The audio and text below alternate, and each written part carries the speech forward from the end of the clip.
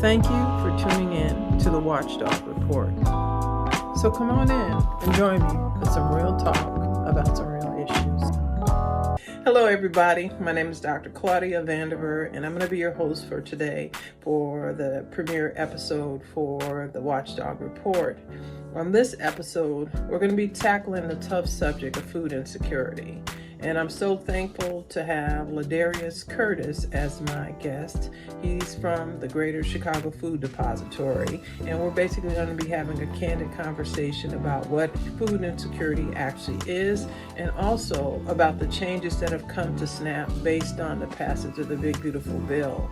The things that we're going to be discussing specifically are the new work requirements that are now mandatory for people who are participating in the SNAP program. In addition to that, you got to hold tight after my interview with LaDarius because I'm introducing a new segment which is called Taking It to the Streets.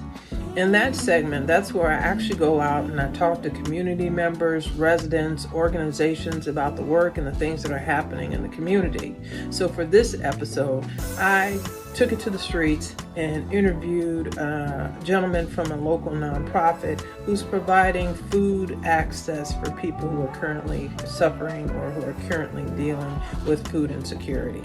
So once again, that being said, not going to waste any more of your time. Let's get to it. Coming out and actually, doing a live presentation here in Maywood, and then making time for me today to kind of do another presentation about the great work that the Greater Chicago Food Depository is doing. So with that being said, I'm going to go ahead and yield the floor to you for your presentation. Thank you so much, Claudia, and thank you everybody who's going to be taking a look at this video. This is a very important time right now. SNAP benefits and the work requirements that people are going to have to go through starting February 1st are coming. We are basically a week away from that.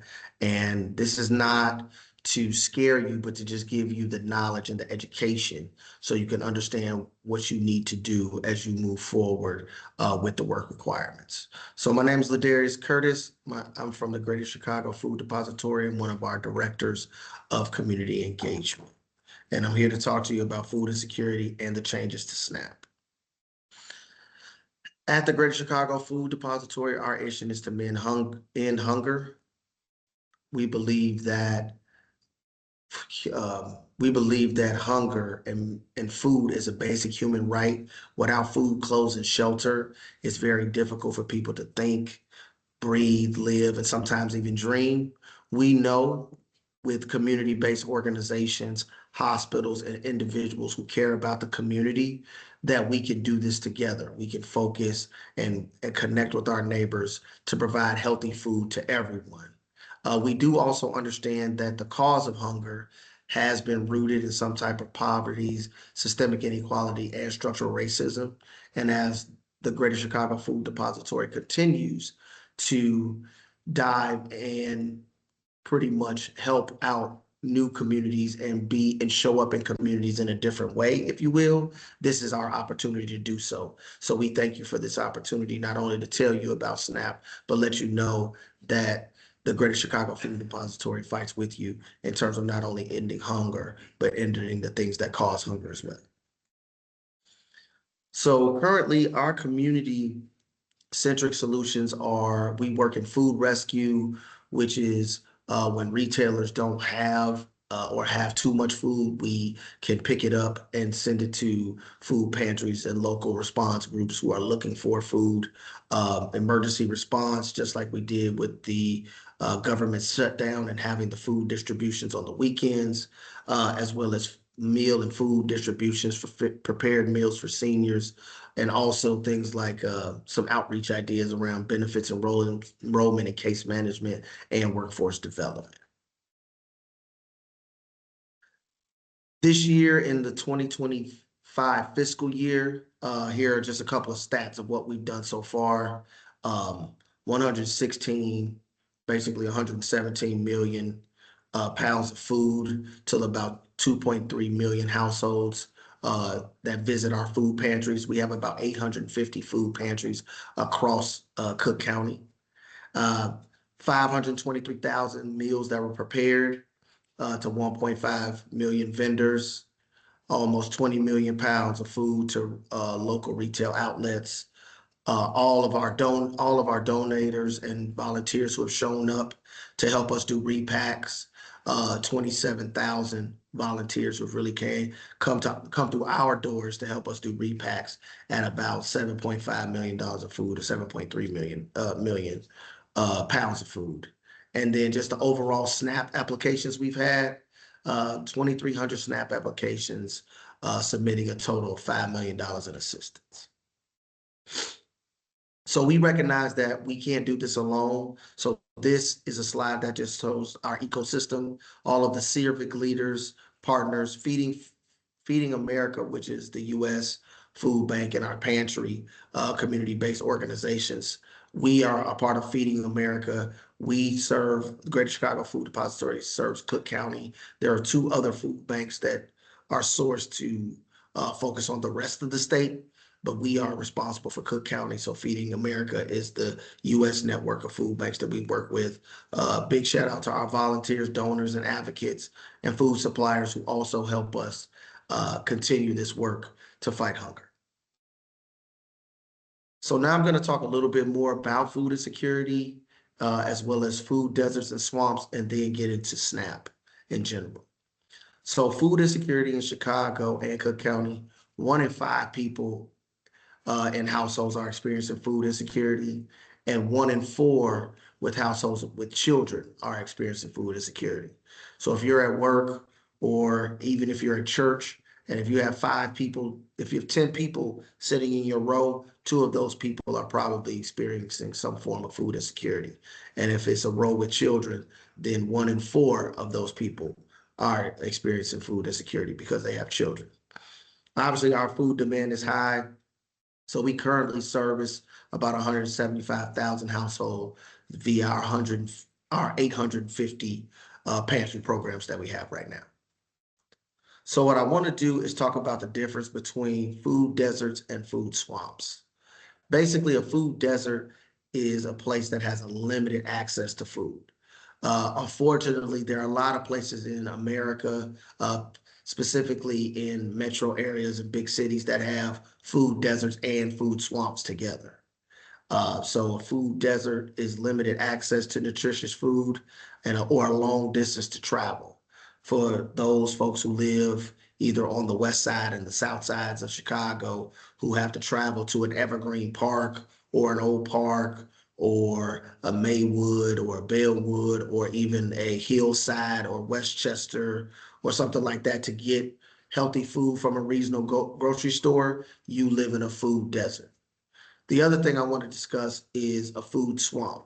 And that issue is more based on the overabundance. It's basically feeding off of your sensors or your sensory values, that for every 1 healthy food store you might have, it's being drowned out by 20 corner stores, fast food restaurants, gas stations and sodas that are gas stations and other places that are providing unhealthy options for food. So it's about the issue between the issue of absence in a food desert where there's limited grocery stores or limited fresh food at the grocery store, compared to the issue of overabundance of candy, fast food, processed foods, and things like that, and not a serious grocery store where you can receive healthy items. And I think, sorry to interject, but that's Maywood in a nutshell. I think my community is both a food desert and a food swamp, in that we haven't had a grocery store, a major grocery store here, for over 15 years. And then just recently, when you talk about food swamps or having corner stores and bodegas or whatever you call them around every corner, we just had a bit of a issue where there was a sting operation in which 7 of those local businesses were potentially cited for allegedly, selling tobacco to minors. So, that just shows that when we have those type of establishments in abundance, that it makes our children even more susceptible, unfortunately, to very negative influences. But I just wanted to interject that. Absolutely. And corner stores, gas stations alike The state has been serious about cracking down on those issues as well. But it's unfortunate that that was going on in the Maywood and Bellwood area. It's just things that we just continue to need to stay focused and press on so we can continue to have healthy, not only food, but just healthy things for our families and our kids as well. So now I want to talk to you all about the SNAP program. SNAP, the Supplemental Nutrition Assistance Program, better known as Linker EBT, is a federally funded program. It's been federally funded for 60 years, 100% federally funded for 60 years by the USDA.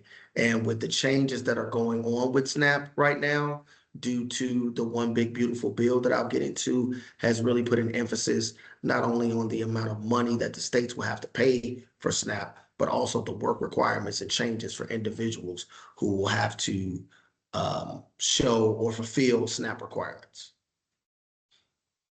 I want to get into why SNAP matters. SNAP, as I mentioned, is a federally funded program, but I want people to understand this about SNAP. It's also an economic driver and an economic engine. I work at a food bank. For every meal that my food bank can provide, and all of the smaller food banks that we provide food to, SNAP provides 9 meals, and that's per meal. So for example, if you came to a food bank, if I had my own food bank and you got 3 meals from one day in that same span, SNAP can provide basically 27 meals. If I provide you 3 in one day, they can provide you 27 in one day. So that's how important SNAP is, not only to the state of Illinois, but to the country as well. But also, I want to discuss this economic driver. For every dollar that SNAP generates, it's between $150 and $180 to our local economy. So if we don't have that type of money coming in, that represents $281 million a month for the local economy, because you got to think about growing, you got to think about logistics, services, how the food is transported back and forth, and all of those things matter. So I want you to understand that SNAP is not only about people receiving food, but it's also an economic driver and engine for our country as well. So as I mentioned, on July 4th, the one big beautiful bill was signed into law, but it does increase poverty and hunger. But it also works on Medicaid as well. So the Medicaid cuts were about $1 trillion, and then their cuts to SNAP food assistance were at $200 billion. Wow. Right. So now we're going to dig a little deeper and dig into the changes for SNAP and local impact. Uh, there's going to be increased cost of state money that'll have to be for if we're going to keep SNAP at the state level. But I'll just share with you a few of the impacts. So 1.8 to 1.9 million people are currently on SNAP, about 650,000 children. 450 SNAP recipients are at risk of losing their benefits right now because of the work requirements. And then 20,000 immigrants are more than likely will lose access to SNAP in general. And if the state has to pay for SNAP as early as October 2027, it will cost the state $800 million or more per year for SNAP benefits. I don't know how the state is going to pay $800 million in SNAP when we're already $300 million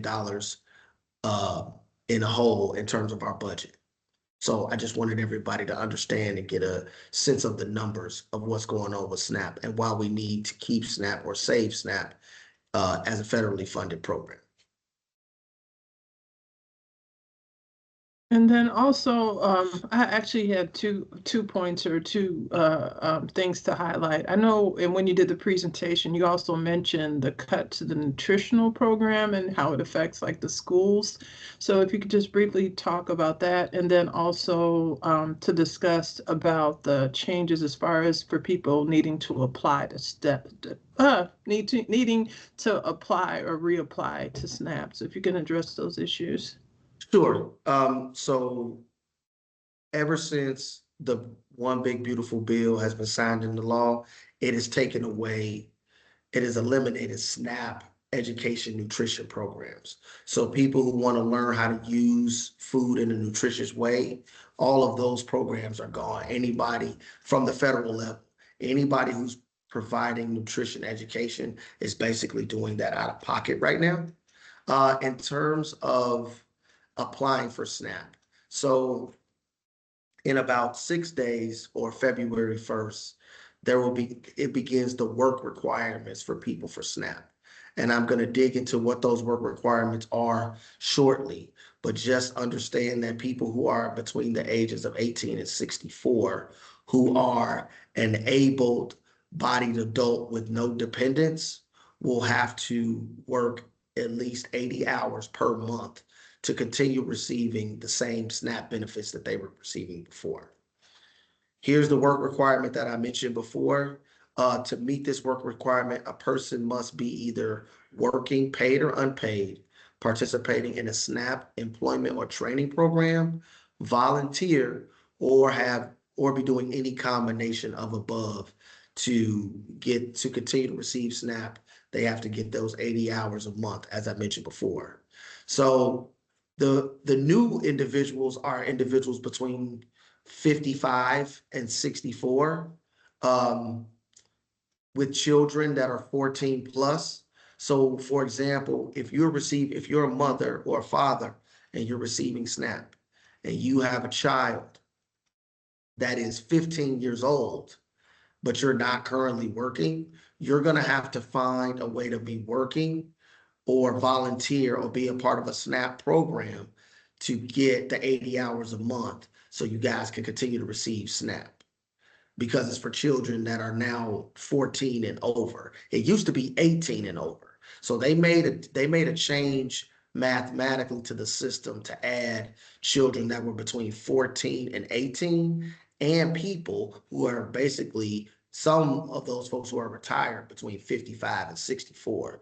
Before the state of Illinois received a waiver, it didn't have to do any of this. Now this is a brand new situation that now the state of Illinois has to move forward on. And that's why the cost is important. And that's why people, individuals and families and residents and neighbors understanding where they are in terms of how they need to fulfill the SNAP requirement for them to continue to receive SNAP is just as important.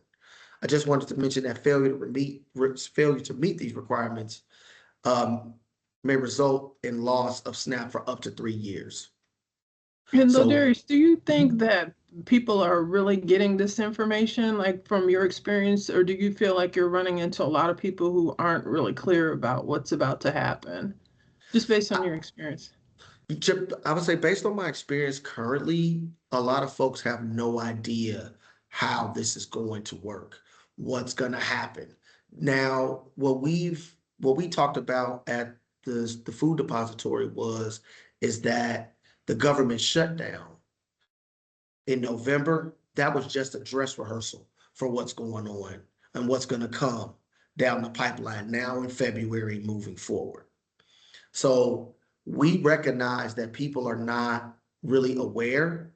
That's why we're providing a lot of educational information to folks like you, Claudia, faith-based leaders, hospitals, CBOs, anybody who will listen, or anybody who's working with someone who's directly on SNAP, and people and individuals and families who are on SNAP, so they can understand the lay of the land, so they know how to navigate their homes and individual SNAP issues moving forward. So now I'm going to get into the requirements. So these are all of the requirements for people who are exempt from SNAP. So if you are on this list here, you are exempt from having to work the 80 hours to continue to receive SNAP. Anybody who's over the age of 65 or under the age of 18, you are basically exempt from having to do the work requirements. Folks who have physical and mental limitations. However, I've been talking to people at the Social Security, folks who get SSI. If they are denying you SSI benefits and saying that you are if you are physically and mentally able to work, that means you're going to have to work for your SNAP benefits as well. So please be mindful of that moving forward. If you are pregnant, living in a SNAP household with someone under the age of 14, if that's your son or daughter, etc.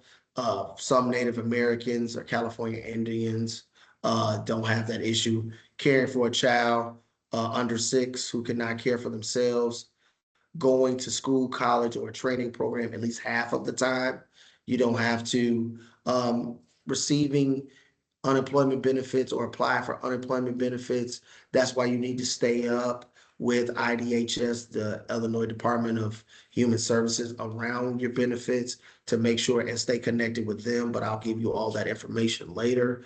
Also, people who are involved in a drug and alcohol treatment program, not AA or NA, but at a Haymarket Center or a place like that is a part of a drug and alcohol treatment program, you have to do that. And then anyone who's working at least 30 hours a week for the federal minimum wage. So the federal minimum wage is $7.25 an hour.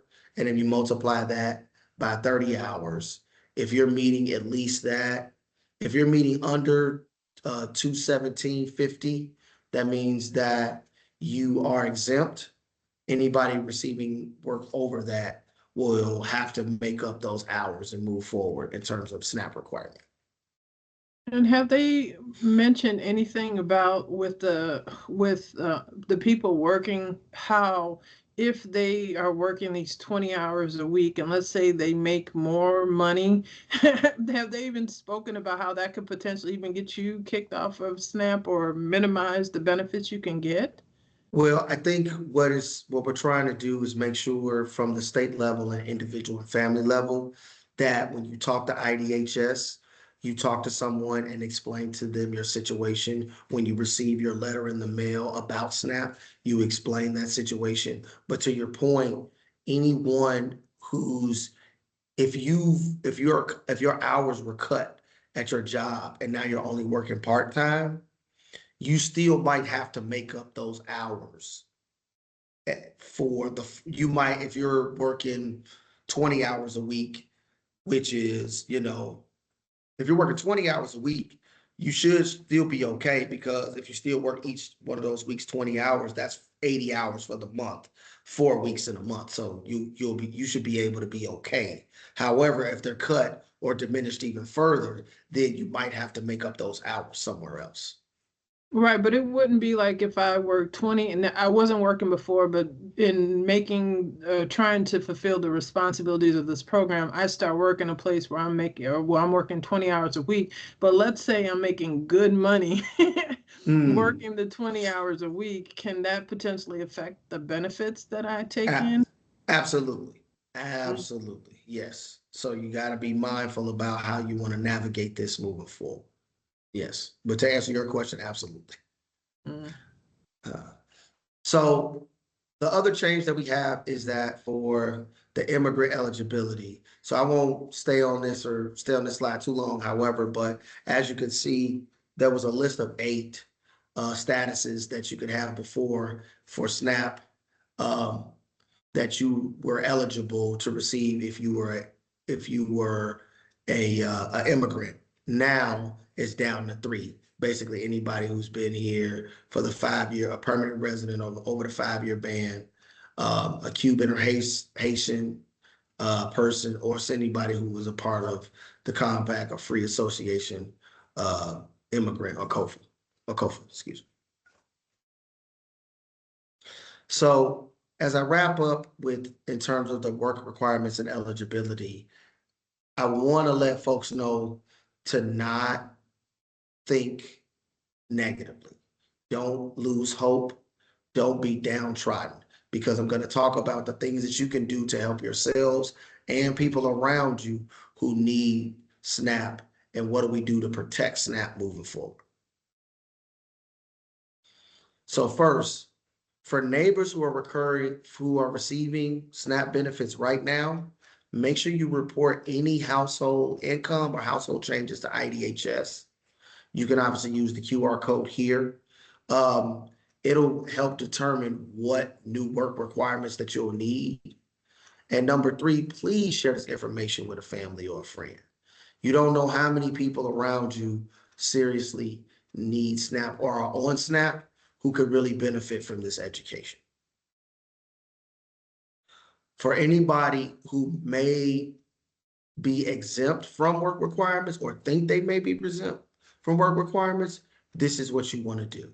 You want to complete the OBI SNAP work required screener, which is on this QR code.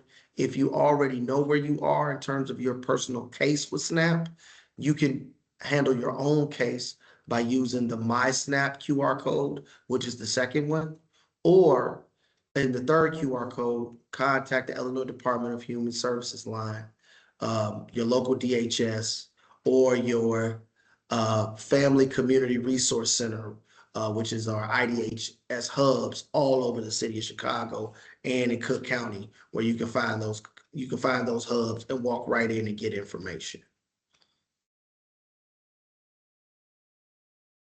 Now, these are your opportunities to take action.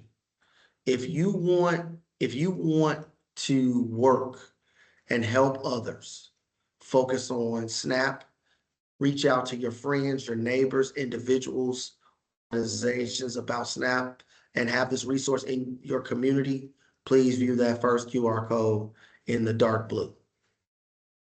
If you want to collaborate about bringing and being a part of a slide presentation for SNAP, or enrollment event in your community, because I can't be everywhere.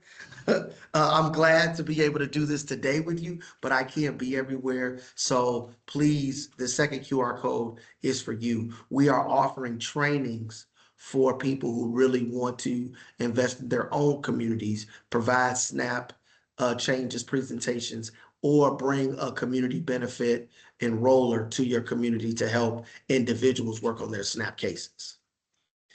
If you want to have promotion materials around SNAP or receive training, as I mentioned, for enrollment services, the last QR code on the left is basically for CBOs who have community health workers and other people who really want to get trained on enrollment services. You want to take a look at that.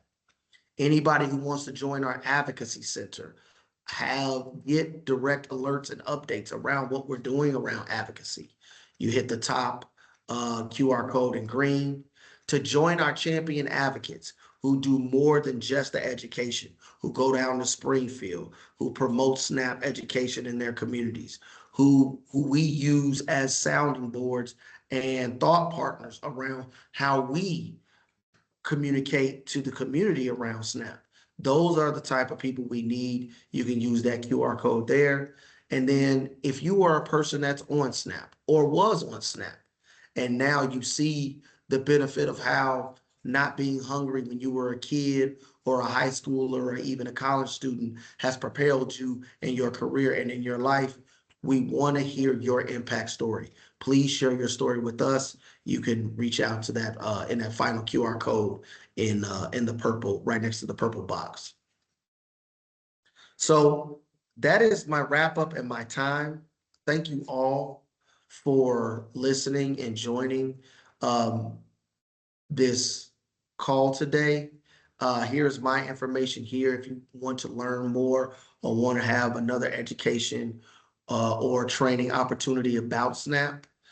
Thank you, Claudia, for what you do in the community, getting this education out to others. And then now I will just open it up for any other questions that you may have. Thank Okay, well, first of all, back at you as far as thanking thanks for coming on my platform, the Maywood Watchdog, to kind of help bring awareness to what's going on with SNAP, because you've mentioned a lot of important information, the changes coming to SNAP, the cuts to Medicaid. I mean, just hitting at the heart of a lot of the safety nets that we have in our community to make sure that underserved populations or populations within our community that are most vulnerable have something there to fall back on. But with these changes, we're entering and are currently in very scary times for the population within our community that is most vulnerable. So I really do appreciate you coming on my platform and bringing this valuable information. And I would just like to say to anybody who's watching that LaDarius is horrible to work with. No, I'm playing. I'm playing. No, he's an awesome educator. And I'm a proponent of education, having been a teacher for over 15 years. And so I love when people are able to break down information in a very simplified and powerful manner. So I do appreciate you for doing that. And like I said, for anybody who wants to learn more about it, whether, like you said, churches, local organizations, definitely consider reaching out to the Greater Chicago Food Depository. They're awesome people to work with, and their goal is to bring awareness so we can bring change and so we can protect these valuable resources in our community. And then the last thing I would like to say or ask is if you can just give them information about like the actual food pantry finder. I forgot the name of that particular thing, but if you can mention that So to them. yes, absolutely. So we have a local food finder. If you go to the Greater Chicago Food Depository website, right on the left, it'll tell you about the food finder. All you have to do is type in your zip code and it will provide you the food pantries in your area, the dates and times that they're open. And then you can reach out to them directly in terms of finding food if you need food for individuals and families in your neighborhood. All righty. Well, thank you very much, sir. I appreciate everything and good job. Thank you so much. You all have a great day. Really appreciate your time. SNAP benefits. Anything that affects SNAP participation hurts those people directly. For decades, SNAP benefits have been federally funded, but that will shift to some states' responsibility with this bill. If signed into law, whether a state pays for SNAP benefits will be entirely based on its error rate. That's the percentage of benefits that states get wrong in distributing food stamps, either giving too much or too little.